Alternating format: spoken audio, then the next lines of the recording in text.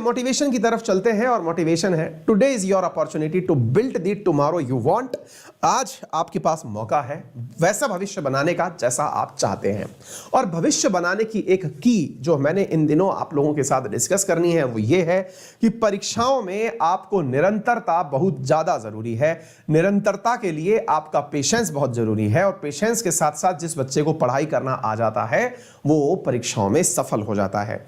अक्सर मुझे, जैसे मैंने कल विद्यार्थियों से एक संवाद कार्यक्रम रखा था अपने ही पर्सनल अकाउंट के ऊपर, तो उसमें संवाद में मुझे बहुत से विद्यार्थियों की एक बात जो पता चली वो ये थी, कई विद्यार्थियों की बात ऐसी थी कि सर हम कई समय से पढ़ रहे हैं लेकिन सफल नहीं हो पा रहे हैं, तो क्या हमें पढ़ाई छोड़ देनी चाहिए। ये एक प्रश्न ऐसा है जो कि बहुत से विद्यार्थियों को परेशान करता है कि साहब मैंने पढ़ तो बहुत दिन से रखा है, हर बार परीक्षा में 1-2 अंक से चूक जा रहा हूं। अगर आप हर बार चूक रहे हैं इसका मतलब आप कोई ना कोई ऐसी गलती दोहरा रहे हैं जो कि आपने गत वर्ष भी करी थी, तब आपने कोई लेसन नहीं सीखा, इस वर्ष भी आप कर दिए, अभी भी आपने कोई लेसन नहीं सीखा।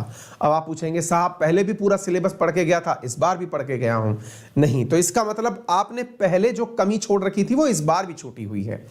आप अपने बारे में सेल्फ एनालिसिस खुद ही कर सकते हैं कि आपकी तैयारी में ऐसा कौन सा हिस्सा था जो लास्ट टाइम भी चूक गया था, इस बार भी चूक गया है।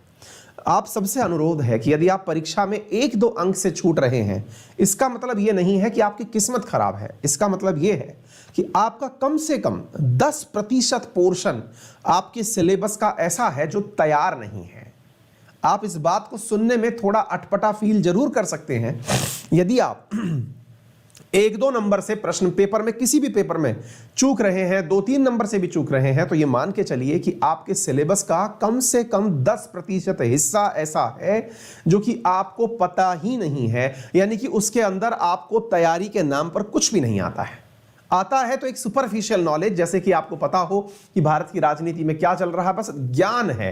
अगर मैं आपसे पूछ लूं कितनी पॉलिटिकल पार्टियां हैं तो आप अज्ञान है। कौन से एक्ट के माध्यम से मतलब पॉलिटिकल पार्टियों को नॉमेनक्लेचर करने के लिए अनुमति दी जाती है, आप अज्ञान है। ये जो जानकारी है ना, ये आपको बहुत ज्यादा जरूरी है। तो आप फोकस करिए, अपना सिलेबस लेके बैठिए और खोजिए कि आपकी कमजोरी कहां है ना। चलिए तो शुरू करते हैं। अर्चना, दिनेश, साधना,